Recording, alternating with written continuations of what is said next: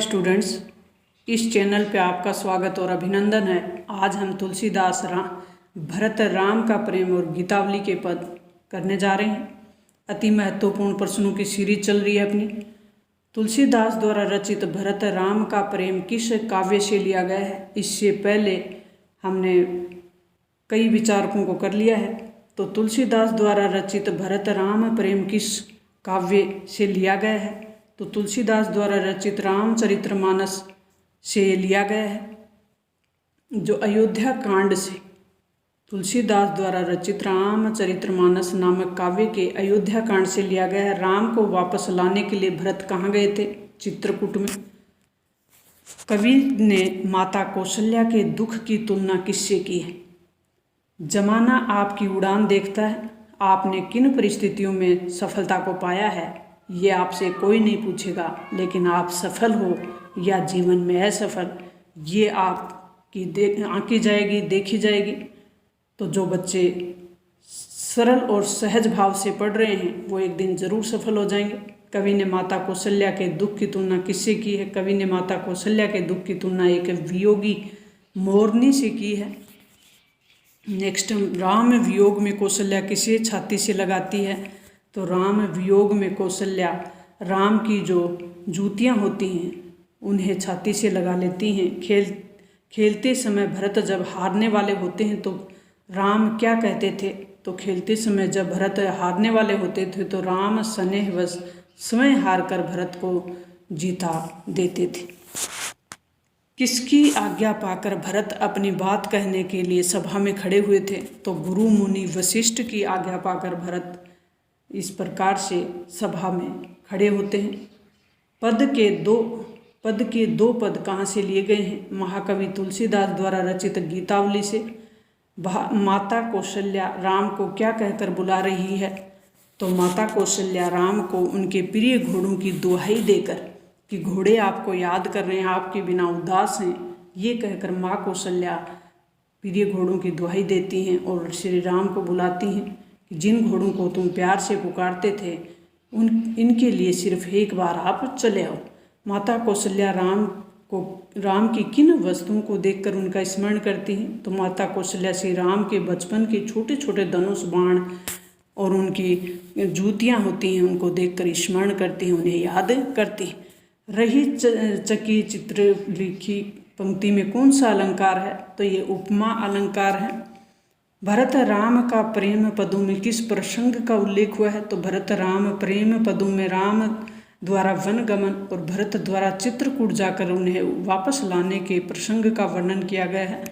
मैं जाने ही निज नाथ सुमाहु में राम के स्वभाव की किन विशेषताओं की ओर संकेत किया गया है? तो श्री राम के समा में भरत जी कहने लगे, मैं अपने स्वामी श्री राम के स्वभाव को जानता हूँ। भरत के इस कथन से पता चलता है कि भगवान राम अत्यंत उदार और भरत की अन्य परिवारजनों पर उसका अपार स्नेह है।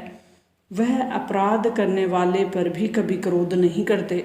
वह अत्यंत दयालु हैं। बचपन से अब तक उन्होंने भरत को कोई दुख नहीं पहुंचाया। नहीं। नेक्स्ट है, मही सकल अनस्त कर मूला पंक्ति द्वारा भरत के विचारों के भावों का स्पष्टीकरण कीजिए।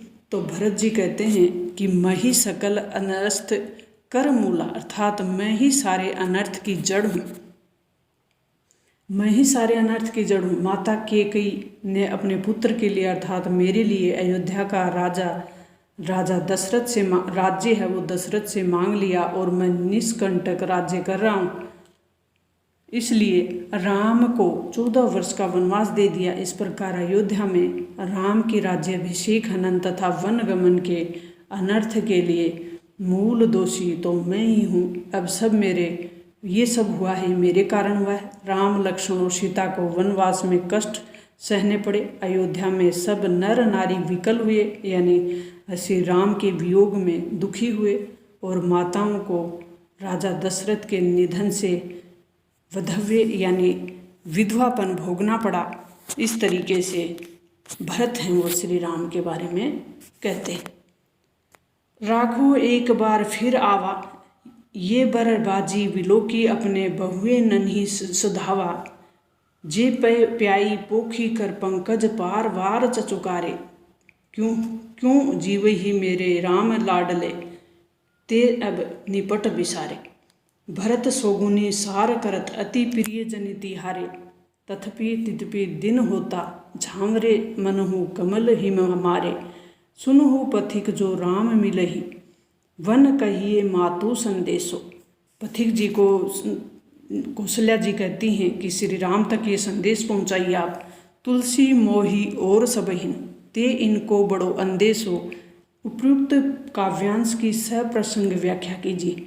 तो ये प्रसंग है कहाँ से लिया गया है, तो प्रस्तुत काव्यांश है वो तुलसीदास द्वारा रचित गीतावली से लिया गया है, जिन्हें हमारी पाठ्य पुस्तक अंतरा भाग 2 के पद शीर्षक से संकलित किया गया है। अब इसकी हम आगे की प्रसंग देख लेते हैं कि प्रसंग किस प्रसंग में बात कही गई है।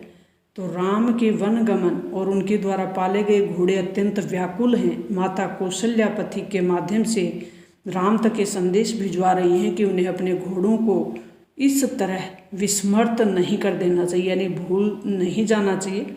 तो श्री राम को लौट आना चाहिए अपने घोड़ों के लिए। इस तरीके का भाव माता कौशल्या इसमें प्रकट करती हैं। तो व्याख्या कर लेते हैं। माता कौशल्या किसी पथिक को संदेश देती हुई कहती हैं कि हे पथिक, यदि तुम्हें वन में कहीं भी श्री राम मिल जाएं तो उन तक मेरा ये संदेश अवश्य पहुंचाना कि तुम्हारे पाले हुए घोड़े अब तुम्हारे वियोग में अत्यंत ही व्याकुल हैं और कमज़ोर हो गए हैं। इसलिए हे राम, कम से कम एक बार वन से आकर इन्हें देख लो।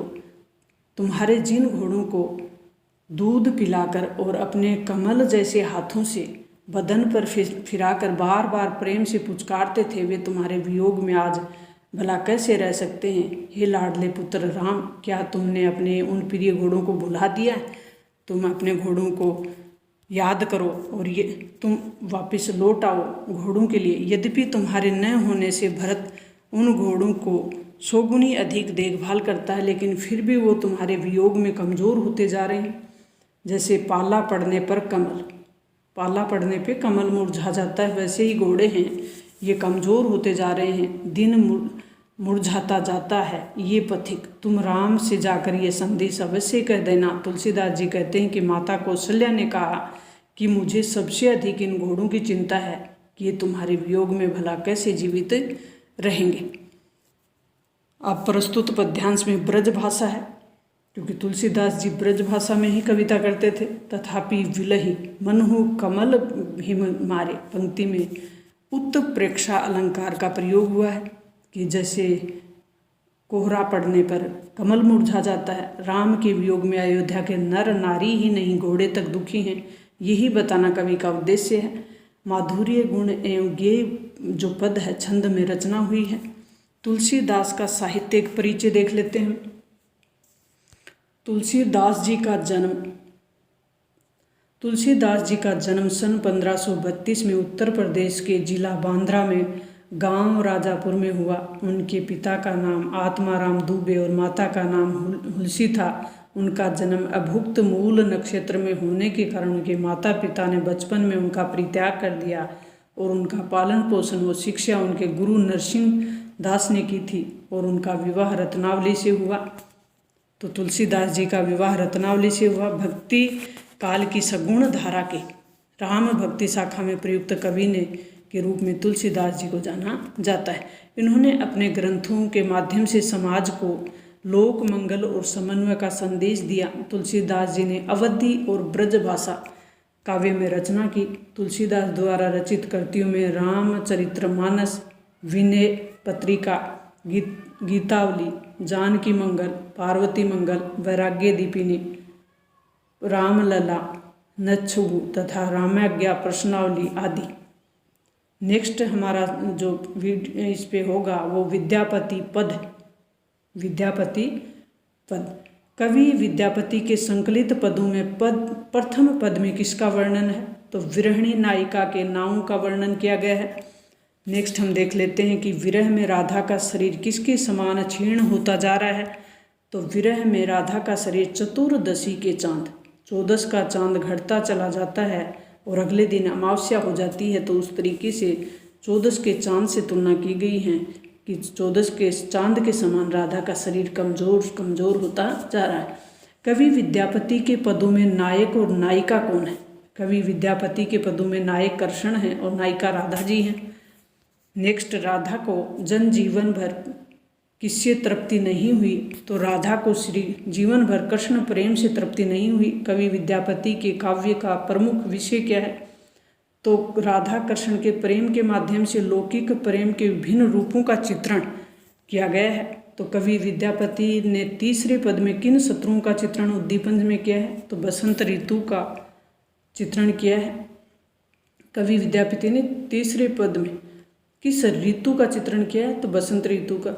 रानी लक्ष्मणा देवी पर मुग्ध होकर कौन रमण करते हैं? तो रानी लक्ष्मणा देवी पर मुग्ध होकर राजा शिव सिंह रमण करते हैं। नेक्स्ट हम देख लेते हैं कि विद्यापति के पद किस भाषा में रचित हैं? तो मैथिली भाषा में। धरनी धरी धन कत बैरी बरसई पुनि तही उठई न पार। उपयुक्त पंक्तियों में कौन सा अलंकार है? तो अनुप्रास और अतिशयोक्ति अलंकार का प्रयोग हुआ है यहाँ। तोहर विरह दिन छल छन तनु छिन्हि 14 चांद समान। उपयुक्त रेखांकित पद में कौन सा अलंकार है? तो उपमा अलंकार है, क्योंकि 14 के चांद से इसकी उपमा की गई है, यानी तुलना की गई। तो उपमा अलंकार का प्रयोग हुआ है। जन्म अवधि हम रूप निहारत नयन न तिरुपति भेल। उक्त काव्य पंक्ति के आधार पर विद्यापति की नायिका की मनोदशा का वर्णन किया गया है। तो सखी ने जब नायिका से प्रेम के अनुरूप के बारे में पूछा तो नायिका ने कहा कि प्रेम में सदैव अतृप्ति रहती है, मन सदैव अतृप्त रहता है। नायिका राधा के नेत्र आज भी नायक श्री कृष्ण के दर्शन के लिए व्याकुल हैं।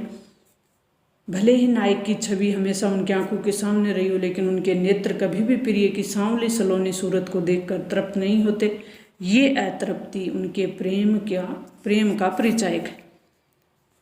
से ही प्रीति अनुराग बखानी तिल तिल नोतई होय के लेखन का आशय क्या है? लेखक यहाँ क्या कहना चाह रहे हैं?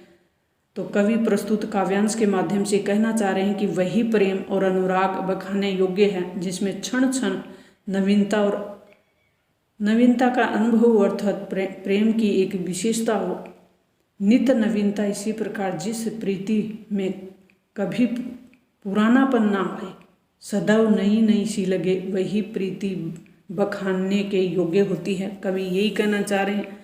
वृहणी नायिका पर बसंत ऋतु आने का क्या प्रभाव पड़ता है? तो वृहणी नायिका पर बसंत ऋतु आने का प्रभाव बिल्कुल विपरीत पड़ता है, क्योंकि संयोग काल में जो वस्तुएं सुखकर होती हैं, वियोग काल में वही विरह को बढ़ाने वाली होती हैं, जो जाने से दुखदायी होने लगती हैं। ये उसे प्रिय की याद दिलाकर उनकी वेदना को बढ़ा देती हैं। बसंत ऋतु आ जाने से उपवनों में फूल खिल जाते हैं, जिसे देखकर नायिका अपनी आंखों को बंद कर लेती हैं, और कोयल की कूक और भंवरों की मधुर गुंजन भी नायिका को अच्छी नहीं लगती, इसलिए वह अपने दोनों कानों को बंद कर लेती है और बसंत की यह सुषमा वृहणी नायिका को विरह को विदुप्त कर देती है, यानी उससे दुखी कर देता है बसंत ऋतु। विद्यापति का साहित्यिक परिचय देख लेते हैं। विद्यापति का जन्म बिहार के मिथिला अंचल में मधुबनी जिले में बिस्पी गांव में हुआ था 1380 को। विद्यापति मिथिला के राजा शिव सिंह के अभिन्न मित्र, राजकवि और सलाहकार थे। विद्यापति भक्ति और श्रृंगार के कवि हैं। श्रृंगार उनका प्रधान रस है। राधा कृष्ण के प्रेम के माध्यम से उन्होंने लौकिक प्रेम के विभिन्न रूपों का चित्रण किया है। उनकी वाणी में कोयल जैसी मधुरता थी, इसी कारण उन्हें मैथिल कोकिला तथा अभिनव जयदेव कहा जाता है। विद्यापति का संस्कृत अवटहर यानी अपभ्रंश मैथिली का पूरा अधिकार था। विद्यापति की मुख्य 3 रचनाएं थी, जिसमें मैथिली भाषा में रचित रचना थी पदावली तथा अवहट रचित रचनाएं कीर्तिलता व कीर्ति पताका। प्रियतमा के दुख के कारण क्या थे? कवि के अनुसार प्रियतमा के दुख के कारण क्या थे? तो प्रियतमा विरहिणी नायिका को कहा गया है, इसलिए दुखी थी क्योंकि प्रियतम नायक पास नहीं है, यानी राधा जी के पास श्री कृष्ण जी नहीं है। सावन के महीने को नायक के बिना काट पाना उनके लिए कठिन हो जाता है और प्रिय के बिना अकेला भवन उसे काटने को दौड़ता है। प्रियतम श्री कृष्ण उस गृहिणी नायिका का मन अपने साथ हरण करके ले गए। इसलिए वह विरह में नायिका कमज़ोर होती जा रही है और उसकी तुलना है वो 14 के चांद से की गई है और उसे कुछ भी अच्छा नहीं लगता। इस तरीके से कवि का भाव है।